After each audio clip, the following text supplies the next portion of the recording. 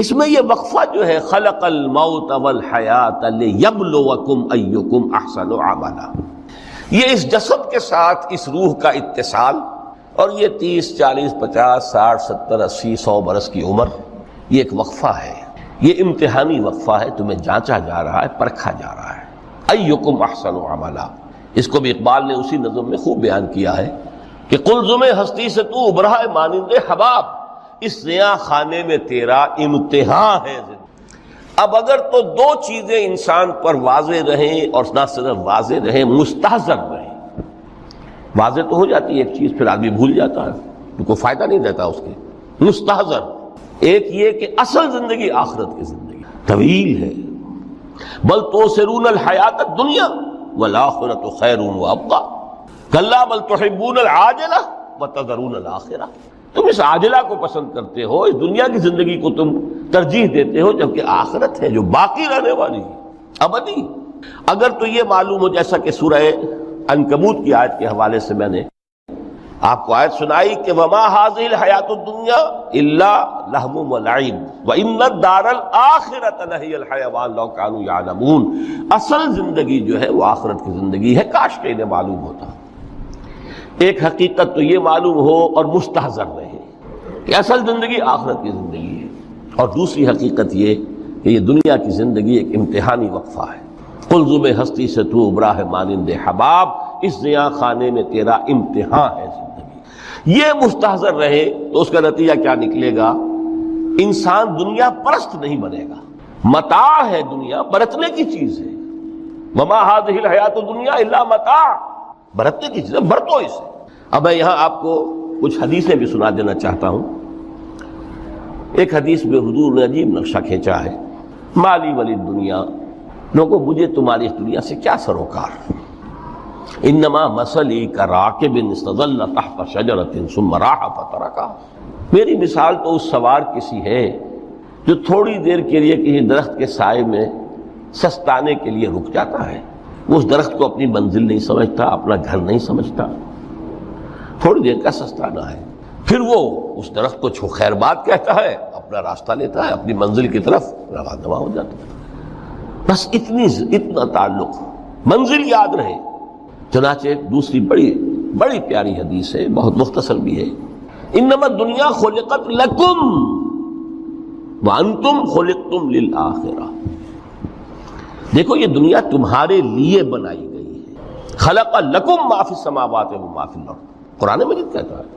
اس لیے میں نے کہا تھا خلافت ہمیں دینی تھی تو سب کچھ ہمارے لیے بنایا گیا نا، یہ محفل سجائی گئی ہے ہمارے لیے، یہ سب ہمارے لیے بنایا گیا ہے، پورے عالم کو مسخر کیا گیا ہمارے لیے، سخر لکم، سورج بھی چاند بھی ہر چیز تمہارے لیے مسخر کی گئی ہے۔ انما الدنیا خلقت لکم وانتم خلقتم للآخرہ، لیکن تمہاری تخلیق ہوئی ہے، تمہیں بنایا گیا ہے، تمہیں پیدا کیا آخرت کے لیے۔ یہ منزل یاد رہے، میرا ٹھکانہ وہ ہے، میرا گھر وہ ہے، میری منزل وہ ہے، یہ راہ گزر ہے، یہ سفر ہے، یہ ایک وقفہ ہے، امتحانی وقفہ ہے۔ خلق الموت والحیات لیبلوکم ایکم احسن عملا۔ لیکن اب تیسری حدیث سنیے، اور یہ ہے وہ کہ جو اس دنیا کو، جو میں نے شروع میں کہا تھا، بڑی ٹھوس حقیقت ہے، یہ اللہ کی تخلیق ہے، سنجیدہ تخلیق ہے، ہم نے کوئی کھیل کود کے لیے تو نہیں بنایا ہے۔ ربنا ما خلقت ھذا باطلا، حضور فرماتے ہیں الدنیا مزرعۃ الآخرہ، دنیا آخرت کی کھیتی ہے، یہاں بوؤ گے تو وہاں کاٹو گے، یہاں بوؤ گے نہیں تو کاٹو گے کیا خاک۔ اس اعتبار سے غور کیجئے، یہ دنیا اور حیات دنیاوی کا ایک ایک لمحہ ایک بڑی عظیم حقیقت بن کر سامنے آتا ہے۔ ہماری حیات دنیاوی کا ایک ایک لمحہ ابدی ہے، پوٹینشلی، کیوں کہ اس میں جو کچھ ہم کما رہے ہیں اس کے نتائج ابدی زندگی پر پھیلے ہوئے ملیں گے۔ تو گویا کہ یہ جو ہے، یہ گھڑی محشر کی ہے، طور سے محشر میں ہے، بیشتر غافل عمل کوئی اگر دفتر میں ہے، یہاں کا ایک ایک لمحہ تمہارے لیے بہت قیمتی ہے، یہاں بو، محنت کرو، کاشت کرو تاکہ وہاں کاٹ سکو۔ الدنیا مزرعۃ الآخرہ۔ اب دیکھیے یہ جو انداز ہے قرآن کا، وما الحیات الدنیا الا متاع الغرور، جو ہماری گفتگو کا عنوان ہے، اس کے دو نتیجے نکلتے ہیں عملاً۔ ایک نتیجہ جو صحیح ہے، جو قرآن نکالنا چاہتا ہے، جس کی طرف اسلام رہنمائی کرتا ہے، ایک ہے بالکل منفی نتیجہ جس کی اسلام نفی کرتا ہے۔ وہ منفی نتیجہ کیا ہے؟ دنیا دھوکے کی ٹٹی ہے، چھوڑو گھر گھرستی کو، دفع کرو، رب سے لو لگانی ہے۔ یہ شادی کر کے اور گھر گھرستی کا کھکیڑ بول لینا، کہاں ایک پیٹ کا پالنا، کہاں 10 پیٹ لگ جائے پیچھے، اسی میں آدمی جو ہے گم ہو کر رہ جاتا ہے۔ لہذا گھر گھرستی کو چھوڑو، تجدد کی زندگی گزارو۔ پھر یہ تمدن ہر جگہ شر ہے، برائی ہے، دھوکہ ہے، فریب ہے، جھوٹ ہے، دفع ہو جاؤ۔ جاؤ کہیں پہاڑوں کی چوٹیوں پر، کہیں غاروں میں، گپھاؤں میں، کہیں جنگلوں میں دھونی روا۔ یہ ہے اس کا ایک منطقی نتیجہ جو نکلا ہے دنیا میں، اور تقریباً تمام مذاہب عالم میں نکلا ہے۔ رہبانیت، جس کی جس شد و بد کے ساتھ نفی کی ہے محمد رسول اللہ صلی اللہ علیہ وسلم، لا رہبانیت فی الاسلام، اسلام میں کوئی رہبانیت نہیں، نفی ہے، مکمل نفی، لا رہبانیت فی۔ فرمایا کہ النکاح من سنتی، یہ میری سنت ہے، میرا طریقہ ہے، گھر گھرستی کی زندگی اختیار کرنا یہ میری سنت ہے۔ 3 صحابہ پر کچھ اسی طرح کا غلبہ ہو گیا تھا۔ صحابہ میں ہر طرح کے لوگ تھے، ان میں وہ لوگ بھی تھے کہ جو بڑے ریشنلسٹ تھے، عقل کے حوالے سے بات سمجھنے والے۔ حضرت عمر کو ہم کہہ سکتے ہیں کہ سر خیل تھے ان کی، رضی اللہ تعالیٰ۔ کچھ درویش منش لوگ بھی تھے، کچھ پر یہ تقویٰ کا اور درویشی کا بہت زیادہ غلبہ ہو گیا تھا، مغلوب الحال ہم انہیں کہہ سکتے ہیں۔ حضرت عبداللہ ابن عمرو بن العاص رضی اللہ تعالیٰ عنہما، ایک عجیب سائملٹینیس کنٹراسٹ ہے باپ اور بیٹے میں۔ عمرو بن العاص بہت بڑے سیاستدان، مدبر، عرب نے چوٹی کے جو 3 سیاستدان پیدا کیے ان میں سے ایک عمرو بن العاص ہے، واریر، کانکرر، سیاستدان۔ لیکن عبداللہ ابن عمرو بن العاص بالکل درویش، روزانہ روزہ ساری رات کھڑے ہیں، نہ بیوی سے کوئی سروکار، نہ کسی سے کوئی سروکار۔ حضور کو اطلاع ملی، بلا لیا، جواب طلبی ہو گئی، یا عبداللہ اولم اخبر انک تصوم الدہر وتقوم اللیل، اے عبداللہ مجھے یہ خبر دی گئی ہے تم ساری رات کھڑے رہتے ہو، روزانہ روزہ رکھتے ہو۔ کیا کہتے ہیں؟ جی حضور ایسا تو ہے۔ لا تفعل، مت کرو ہرگز۔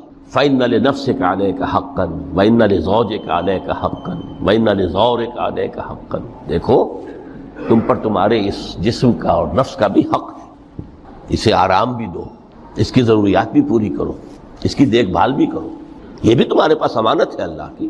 پھر تم پر تمہاری بیوی کا حق ہے۔ کسی صحابی نے دیکھا تھا حضرت عبداللہ ابن عمرو بن العاص کی بیوی کو کہ وہ بالکل جیسے کہ میلی کچیلی حالت میں تھی۔ پوچھا یہ کیا حال بنا رکھا؟ ان کا کہ آپ کے دوست کو تو کوئی غرض ہے ہی نہیں سرے سے، ظاہر بات ہے کہ مسلمان بیوی اور کس کے لیے وہ سنگھار کرے گی جب شوہر ہی کو کوئی دلچسپی نہ ہو، اس سے غرض ہی نہ ہو۔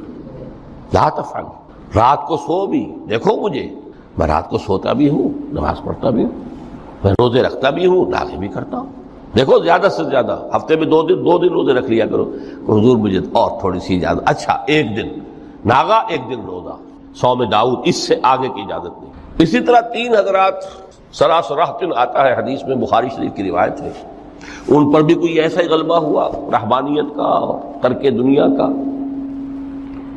انہوں نے آ کے ازواج مطہرات سے معلوم کیا آپ کتنی رات نماز پڑھتے ہیں، کتنا دو سوتے ہیں، مہینے میں کتنے آپ روزے رکھتے ہیں نفلی۔ انہوں نے کوئی، وہاں تو کھلی کتاب تھی سیرت محمد صلی اللہ علیہ وسلم، جو کچھ تھی حقیقت بیان کر۔ اب دیکھیے ایک عجیب ذہنیت، انہوں نے دیکھا کہ یہ تو کم ہے، ان کے اندازے کے اعتبار سے تو بہت کم ہے، لیکن یہ کہ اپنے آپ کو ذرا تسلی، حضور کی تو کوئی ضرورت نہیں ہے، آپ تو معصوم ہیں، آپ کا سے کوئی گناہ نہیں ہوا، کوئی خطا نہیں ہوئی، آپ کے لیے تو یہ اتنی عبادت ہمارے لیے تو کافی نہیں ہے، ہم تو گناہ گار ہیں۔ ایک نے عہد کیا کہ میں کبھی نہیں سوؤں گا، رات بھر کھڑا رہوں گا۔ دوسرے نے کہا کبھی ناغا نہیں کروں گا، ہر روز روزہ رکھوں گا۔ تیسرے نے کہا میں شادی بیاہ کے کھکیڑ میں پڑوں گا نہیں۔ حضور کو اطلاع مل گئی، طلب فرمایا، ڈانٹا آپ نے، آپ لوگوں نے یہ کہا ہے؟ جی ہاں ہم نے کہا تو ہے۔ واللہ، خدا کی قسم میں تم میں سب سے بڑھ کر متقی ہوں، لیکن میں رات کو سوتا بھی ہوں اور نماز بھی پڑھتا ہوں، روزے رکھتا بھی ہوں، ناغے بھی کرتا ہوں، میری گھر گرستی کی زندگی ہے، میری بیویاں ہیں۔ من رغب عن سنتی فلیس منی، یہ ٹکڑا جو جوڑ دیا جاتا ہے نکاح کے خطبے میں اس حدیث کے ٹکڑے کے ساتھ، یہ دو علیحدہ حدیث ہے بالکل، النکاح من سنتی، اور یہ ٹکڑا اس طویل حدیث کا ہے، من رغب عن سنتی فلیس منی، جو میری سنت کو پسند نہیں کرتا پھر اس کا مجھ سے کوئی تعلق نہیں۔ یہ تو میں نے احادیث کے حوالے سے آپ کو وہ جو منفی طرز عمل، گریز، دنیا سے تعلق منقطع کرنا، پسپائی، گریز، فرار، اور اس کا نتیجہ کیا نکلتا ہے کہ دنیا پھر شریروں کے لیے رہ گئی، کھیلیں کودیں عیش کریں۔ جو سلیم الفطرت نیک لوگ تھے وہ تو گئے، لہذا ان کو اب کوئی روک ٹوک کرنے والا ہی نہیں، کوئی پوچھنے تاشنے والا نہیں، ظالم جو چاہے ظلم کریں اور جس طرح چاہیں شریر جو ہے شرارتیں کریں۔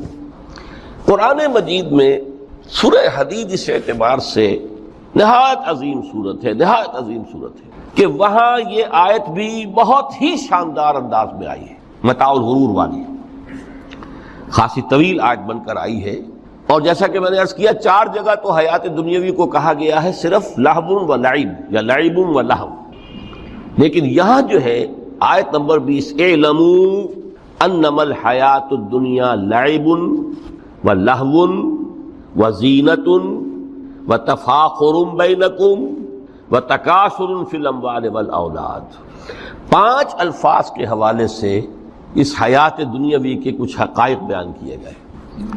عام طور پر سرسری طور پر لوگ گزر گئے ہیں، محاورتاً جب بھی آتا ہے معاملہ لہو لعب، لعب و لہو، وہ تو 4 جگہ ہے، یہاں 3 الفاظ مزید آئے ہیں، اور ترکیب کیا، پہلے لعب ہے پھر لہو ہے۔ سورہ عنکبوت میں لہو و لعب یہ در حقیقت ایک طرح سے محاورے کی شکل اختیار کر گیا، تماشا اور کھیل، لیکن نہیں، یہاں ترتیب کچھ اور ہے۔ اس پر اگر آپ غور کریں گے تو یہ ایک عجیب سا نقشہ سامنے آتا ہے، حیات دنیاوی کے 5 ادوار، جن میں سے ہر دور میں ایک شے انتہائی اہم ہوتی ہے، توجہ کا مرکز بنی ہوتی ہے۔ ابتدائی دور ہے، بالکل بچہ بھی ہے، کھیل، بس لعب، اس کے سوا اسے کوئی زندگی سے سروکار ہی نہیں، زندگی کے تلخ حقائق ابھی اسے معلوم نہیں، بھوک لگی تو رو پڑے، ماں نے دودھ پلانا ہے، کھلانا ہے، ان سے تو کچھ نہیں کرنا اس نے، وہ لعب، کھیل۔ لیکن تھوڑا سا آگے چلتے ہیں، 3 ایجر سٹیج میں جب داخل ہوتا ہے آدمی تو اب وہ نرا کھیل، معصومانہ کھیل نہیں رہتا، اس میں تلذذ، سینشول گریٹیفیکیشن کا عنصر شامل ہو جاتا ہے۔ اب اس کا کہا لہو، اعلموا انما الحیات الدنیا لعب و لہو۔ ذرا آگے بڑھیے تو انسان پر سب سے زیادہ دھن سوار ہو جاتی ہے، بناؤ سنگھار، میرا لباس فیشن کے مطابق ہو، کہیں ایسا نہ ہو مذاق اڑے، اپنے لباس کے بارے میں بہت کانشیس ہوگا، اپنے ہیئر کٹ کے بارے میں بہت کانشیس ہوگا، ہر چیز کے بارے میں بہت کانشیس، زینت، بناؤ سنگھار، آرائش، زیبائش۔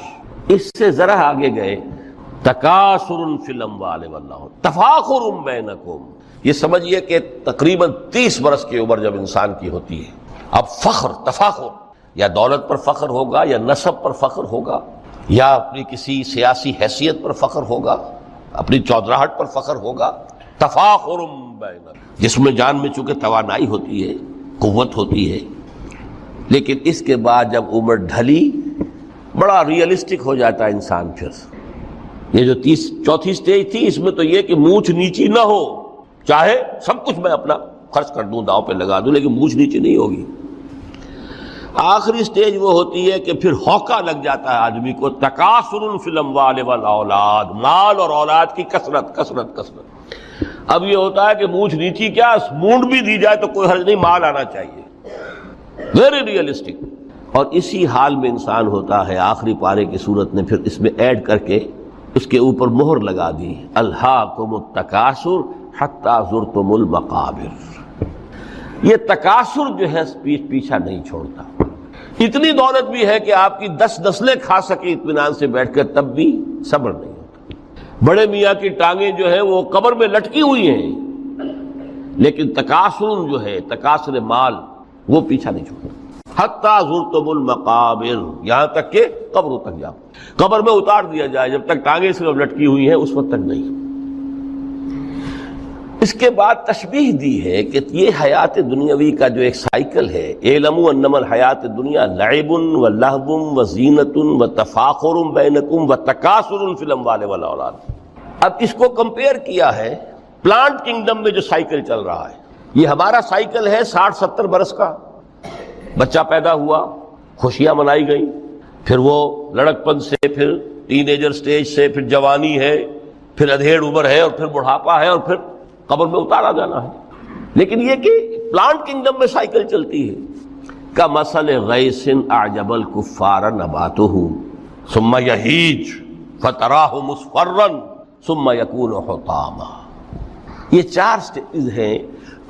جیسے بارش برستی ہے تو سبزہ نمودار ہوتا ہے، اور کاشتکار کو بڑا اچھا لگتا ہے. اس نے بیج بویا تھا، اس نے محنت کی تھی، اس نے ہل چلایا تھا. اعجب الکفار نباتہ، اس کو بہت اچھا لگتا ہے، دل باغ باغ ہو جاتا ہے. جیسے آپ کے یہاں بیٹا ہوا، پوتا ہوا، خوشیاں مناتے ہیں آپ. کمثل غیث اعجب الکفار نباتہ ثم یہیج، پھر وہ فصل اپنی پوری قوت کو پہنچتی، فصل لہرا رہی ہے. فتراہ مصفرا، پھر وہ زرد ہو جاتی ہے. وہ ہریاول اب ختم ہوئی ہے، اب فصل پک گئی ہے، اب وہ زردی پر آ گئی ہے. ثم یکون حطاما، پھر وقت آتا ہے اگر وہ خضرو گھاس ہے تو پھر وہ چورا چورا ہو کر پھر وہ مٹی میں مل جاتی ہے. اور اگر فصل ہے تو کھیتی کٹ گئی، اس کے بعد کیا رہ گیا؟ وہ چورا ہی رہ جاتا ہے باقی. یہ لائف کا سائیکل چل رہا ہے، 3 مہینے کا ہو، 4 مہینے کا ہو. یہ ہے پلانٹ کنگڈم کا، وہ ہے سائیکل انسانی زندگی. اب فرمائی ٹیپ کی بات جو ہے، وَفِي الْآخِرَةِ عَذَابٌ شَدِيدٌ وَمَغْفِرَةٌ مِّنَ اللَّهِ وَرِضْوَانٌ. دیکھو دنیا کی زندگی تو ان سٹیجز سے ہو کر گزر ہی جانی ہے. جو پیدا ہوا ہے اس پر بڑھاپا بھی آئے گا، موت بھی آئے گی. کل نفس ذائقۃ الموت، جو سورہ آل عمران کی 185ویں آیت کا پہلا جملہ تھا. ہر انسان کو جو پیدا ہوا موت آ گئی. اب یہ ہے کہ وہ کہیں آپ نے محل میں گزار لی زندگی، کسی کٹیا میں گزار لی زندگی، کسی کی فٹ پاتھ پر گزر گئی زندگی. زندگی گزر جاتی ہے، گزرتی ہے، اور ان 5 سٹیجز میں سے ہو کر گزرتی ہے. آپ گندی گلیوں میں بچوں کو کھیلتے ہوئے دیکھتے ہیں، وہ بھی کھیل رہے ہوتے ہیں. نالیوں کے پانی کے اندر کھیل رہے ہوتے ہیں، ان کا بھی کھیل ہے. گندے جوہڑ میں کھیل رہے ہوتے ہیں. وہ تو ہے زندگی کی، وہ سٹیج جو ہے کھیل کی ہے. کسی کے پاس بڑے قیمتی کھلونے ہیں، ان سے کھیل رہا ہے، کوئی اس طرح گلی ڈنڈا کھیل رہا ہے یا کچھ اور کھیل رہا ہے. لیکن وہ 5 سٹیجز تو آئیں گی. اعلموا انما الحیات الدنیا لعب ولہو وزینۃ وتفاخر بینکم وتکاثر فی الاموال والاولاد کمثل غیث اعجب الکفار نباتہ ثم یہیج فتراہ مصفرا ثم یکون حطاما وفی الآخرۃ عذاب شدید ومغفرۃ من اللہ ورضوان. آخرت میں جا کر یہ بائیفرکیشن ہو جانی ہے، یا تو شدید عذاب اور یا اللہ کی مغفرت اور رضا. Now the choice is yours، اما شاکرا و اما کفورا. فیصلہ تم خود کر لو. وما الحیات الدنیا الا متاع الغرور. یہاں بھی آخری الفاظ وہ ہے کہ دنیا کی زندگی دھوکے کے سوا کچھ نہیں. کیوں؟ اگر تو دنیا کی زندگی میں گم ہو گئے، جیسے کہ اقبال نے کہا ہے کہ کافر کی یہ پہچان کے آفاق میں گم ہے، اور مومن کی یہ پہچان کہ گم اس میں ہے آفاق. دنیا میں رہو، طالب دنیا نہ بنو، طالب عقبہ، طالب آخرہ. دنیا میں رہو، برتو، استعمال کرو، تمہارے لیے پیدا کیا گیا بھائی، برتو، متاع ہے، برتنے کی شے ہے. ہاں حلال اور حرام کی پابندیاں سامنے رکھو، باقی برتو. مطلوب یہ نہ ہو، مقصود یہ نہ ہو، مطلوب آخرہ ہو. انما الدنیا خلقت لکم وانتم خلقتم للآخرہ. منزل وہ رہے، مستحضر رہے، سامنے رہے کہ میں تو اجنبی ہوں، یہاں یہ میرا وطن نہیں ہے. الدنیا سجن المومن و جنت الکافر. جیسے کسی پرندے کو کسی پنجرے میں بند کر دیا گیا ہو، اس طرح ہمیں اس دنیا میں بھیج دیا گیا. اللہ کی مرضی ہے، اس نے بھیجا ہے. جب تک وہ چاہتا ہم رہیں گے یہاں، لیکن ہمارا دل یہاں نہیں لگے گا. بازار سے گزرا ہوں، خریدار نہیں ہوں، طالب دنیا نہ ہوں، تب تو یہ کوئی دھوکے کا سودا نہیں، وطن نہیں، بالکل نہیں. حضور نے خود فرمایا مجھے تمہاری اس دنیا میں سے فلاں فلاں چیزیں بہت پسند ہیں، اور کس قدر ریئلسٹک ہیں. آپ نے عورتوں کے بارے میں فرمایا مجھے اس دنیا سے پسند ہے عورت. کوئی تصنع اور کوئی بھی تکلف اور کوئی خلاف فطرت بات نہیں کی محمد رسول اللہ صلی اللہ علیہ وسلم. آنکھوں کی ٹھنڈک میری نماز میں ہے، مجھے خوشبو پسند ہے. عورت کی طرف بھی آپ کا رجحان تھا. قرآن مجید میں آتا ہے نا، اے نبی اب کوئی اور نکاح آپ نہیں کریں گے. وَلَوْ أَعْجَبَتْكَ حُسْنُهُنَّ. چاہے ان کا حسن جو ہے وہ آپ کو اچھا لگے، اب اجازت نہیں ہے مزید، بس فل سٹاپ. جتنے نکاح ہو چکے ہو چکے. تو یہ دنیا کو حضور نے صلی اللہ علیہ وسلم دنیا پر سوار رہو، دنیا کو اپنے اوپر سوار نہ ہونے دو. بس بات صرف یہ ہے.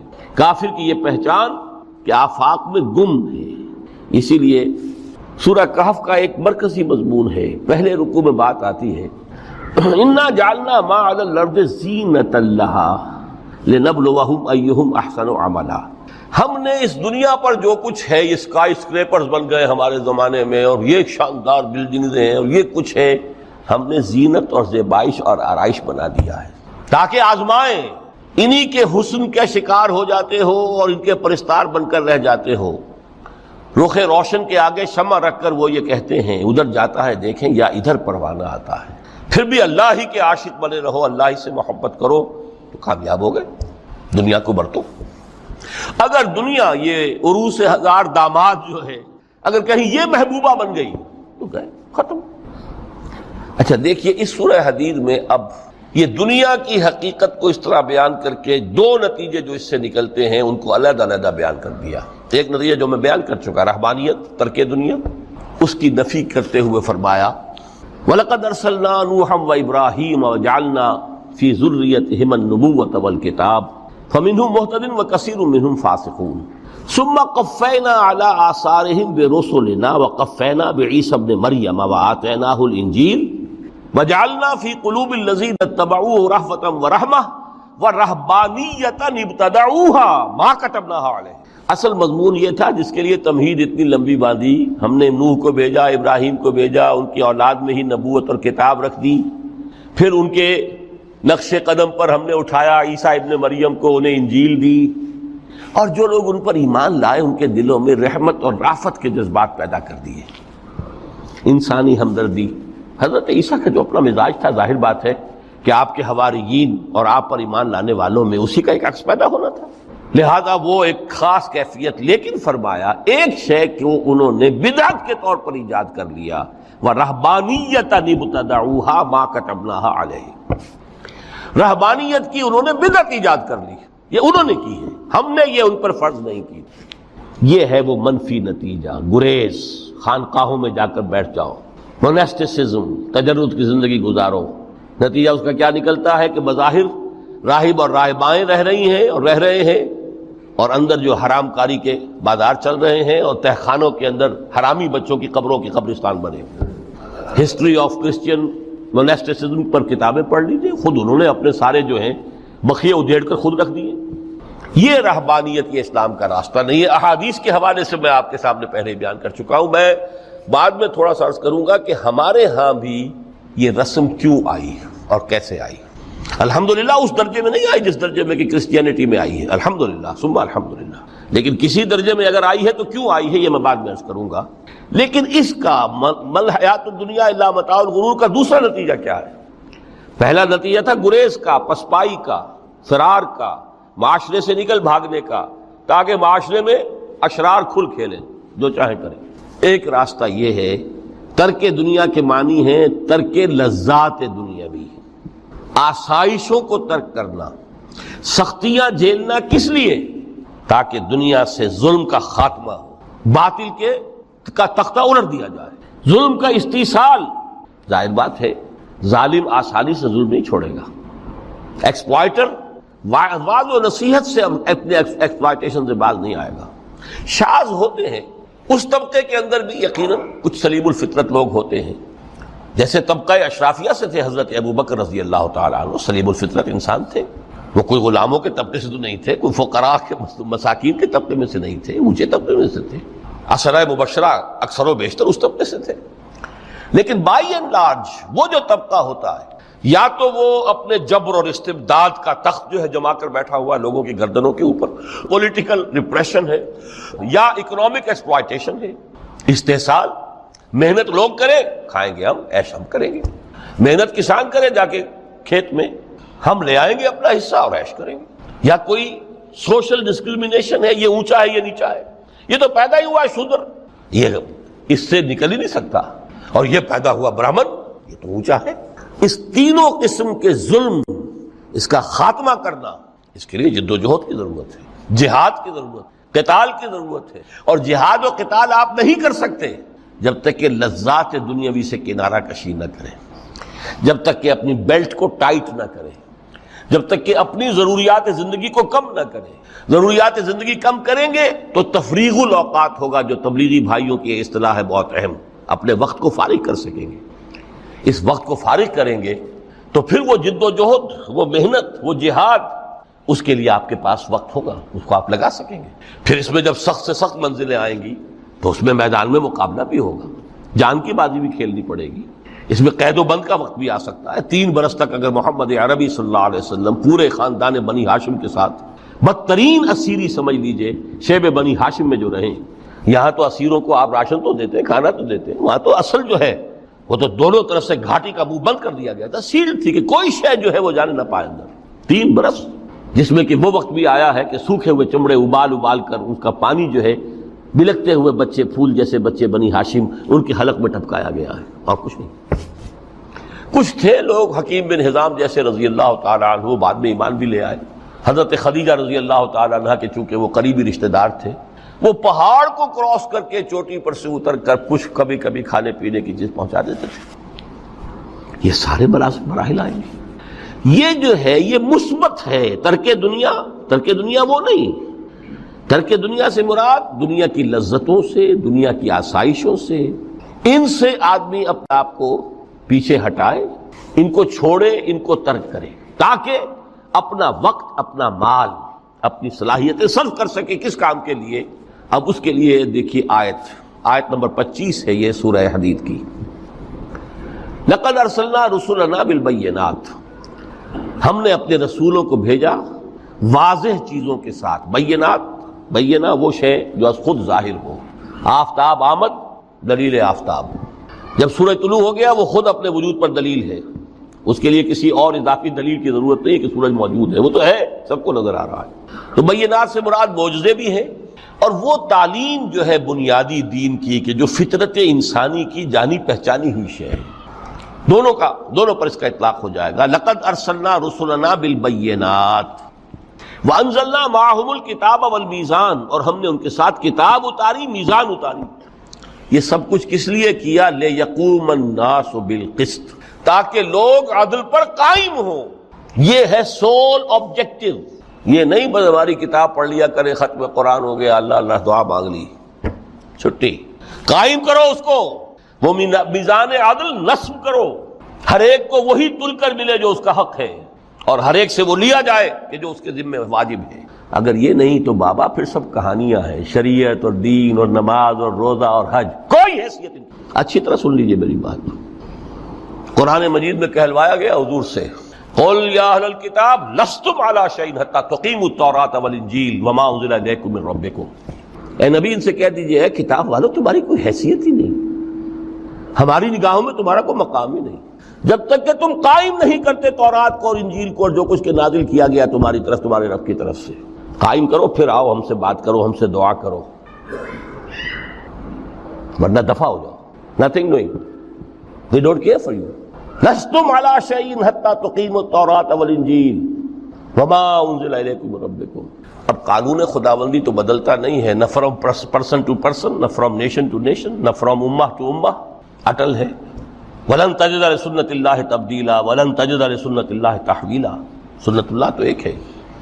اب اس آیت کو ذرا پڑھیے، قُلْ يَا أَهْلَ الْقُرْآنِ لَسْتُمْ عَلَىٰ شَيْءٍ حَتَّىٰ تُقِيمُوا الْقُرْآنَ وَمَا أُنزِلَ إِلَيْكُم مِّن رَّبِّكُمْ۔ کہہ دو اے محمد کہ اے قرآن والو تمہاری کوئی حیثیت نہیں ہے ہمارے سامنے جب تک کہ تم قرآن کو قائم نہیں پڑھ لو اور اس کے قرات کے مقابلے منعقد کرا لو اور سونے کے تاروں سے اسے لکھ لو اور اس کو جو چاہو کر لو، کوئی حیثیت نہیں۔ قائم کرو اس قرآن کو، اس کے نظام کو، اس کے قانون کو، جو حضرت ابوبکر نے فرمایا تھا، پہلا خطبہ جو دیا ہے آپ نے بیعت خلافت کے بعد، تم میں ہر قوی میرے نزدیک ضعیف ہوگا جب تک کہ اس سے حق وصول نہ کر لوں، اور ہر ضعیف قوی ہوگا جب تک کہ اسے اس کا حق دلا نہ دوں۔ سورہ شورى میں حضور سے کہلوایا گیا، قل وَأُمِرْتُ لِأَعْدِلَ بَيْنَكُمْ، مجھے یہ حکم ہوا ہے کہ میں تمہارے مابین عدل قائم کروں۔ میں واعظ بن کر نہیں آیا، میں بدھ مت کے بھکشو بنانے کے لیے نہیں آیا تمہیں۔ ہاں انقلابی عمل میں ایک مرحلہ آتا ہے، بدھ مت کے بھکشو بننا پڑتا ہے کچھ عرصے کے لیے، تیاری کا مرحلہ، وہ میں ابھی بعد میں ذرا بیان کر دوں گا، لیکن مستقل نہیں ہے یہ بدھ مت کے بھکشو۔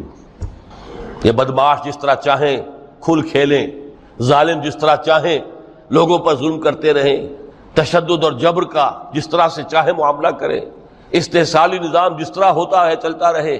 شاہ ولی اللہ دہلوی رحمۃ اللہ علیہ کے الفاظ میں، انسانوں کی عظیم اکثریت ڈھور ڈنگر بن جائے، صبح سے لے کے شام تک کمر توڑ دینے والی مشقت کے بعد بمشکل 2 وقت کی روٹی ملتی ہو، اس کا کبھی خیال اسے اللہ کا آئے گا؟ کبھی اللہ سے لو لگا سکے گا؟ دنیا نے تیری یاد سے بیگانہ کر دیا تو اس سے بھی دل فریب ہے غم روزگار کے۔ اس لیے حضور نے فرمایا کاد الفقر ان یکون کفرا، یہ فقر جو ہے یہ تو انسان کو کفر تک پہنچا دیتا ہے۔ عدل قائم کرو۔ تو دیکھیے یہ آیت انتہائی گمبھیر آیت ہے قرآن مجید کی سورہ حدید کی، جس طرح وہ آیت متاع الغرور والی جس شان کے ساتھ سورہ حدید میں آئی ہے، اعلموا انما الحیات الدنیا لعب ولہو وزینۃ وتفاخر بینکم وتکاثر فی الاموال والاولاد کمثل غیث اعجب الکفار نباتہ ثم یہیج فتراہ مصفرا ثم یکون حطاما وفی الآخرۃ عذاب شدید ومغفرۃ من اللہ ورضوان وما الحیات الدنیا الا متاع الغرور۔ لیکن اس کا نتیجہ کیا نکلنا چاہیے؟ لقد ارسلنا رسلنا بالبینات وانزلنا معهم الکتاب والمیزان لیقوم الناس بالقسط۔ Now prepare for the shock۔ میرے نزدیک، میرے علم کی حد تک شاید دنیا کی کوئی انقلابی کتاب نہ ہو جس نے اس قدر عریاں طور پر کھل کر یہ کہا ہو کہ ظالموں کی سر کو بھی کرو، کچلو ان کے سر۔ وانزلنا الحدید، ہم نے لوہا بھی اتارا ہے۔ ایک وقت آتا ہے ظلم نہیں ختم ہوتا جب تک کہ لوہے کی طاقت ہاتھ میں نہ آئے۔ انزلنا الحدید، ہم نے صرف کتاب ہی نہیں اتاری ہے، لوہا بھی اتارا ہے۔ فیہ باس شدید، اس میں جنگ کی صلاحیت ہے۔ ومنافع للناس، لوگوں کے لیے کچھ اور منفعتیں بھی ہیں، کوئی توا پرات چمٹا یہ بھی بنا لو، ٹھیک ہے، لیکن اصلاً یہ اسلحہ کے لیے۔ وانزلنا الحدید، اسی تو سورہ حدید کا نام حدید ہے۔ فیہ باس شدید ومنافع للناس ولیعلم اللہ من ینصرہ ورسلہ بالغیب۔ اللہ دیکھنا چاہتا ہے کون ہے اس کے وفادار بندے جو اس لوہے کی طاقت کو ہاتھ میں لے کر مدد کرتے ہیں اس کی اور اس کے رسولوں کی غیب میں ہونے کے باوجود۔ ان اللہ قوی عزیز، ویسے اللہ قوی ہے، عزیز ہے، آنے واحد میں کفر کو ختم کر دے جب چاہے، آنے واحد میں ظالموں کا ظلم جو ہے وہ ختم کر کے رکھ دے، وہ سب کچھ کر سکتا ہے۔ لیکن پھر تمہاری آزمائش کیسے ہوگی؟ کیسے معلوم ہوگا ہوز ہو، کس کا کیا مقام تھا، کس کے پاس کتنا یقین کا سرمایہ تھا، کس کے ایمان کی گہرائی اور گہرائی کا کیا عالم تھا، کس نے ہمارے دین کے لیے کیسی کیسی قربانیاں جھیلی ہیں۔ یہ ہے ترک دنیا جو موسٹ پروفاؤنڈ ہے، نتیجہ خیز ہے، خیر کو وجود میں لانے کے لیے ہے، لیکن اس کی مثالیں موجود ہیں۔ حضرت مصعب بن عمیر رضی اللہ تعالی عنہ ایام جاہلیت میں کہا جاتا ہے ان کا جوڑا جو ہے شام سے تیار ہو کر آتا تھا، جیسے کبھی مشہور ہے کہ پنڈت نہرو کا بھی کپڑے سل کر آتے تھے پیرس سے، موتی لال نہرو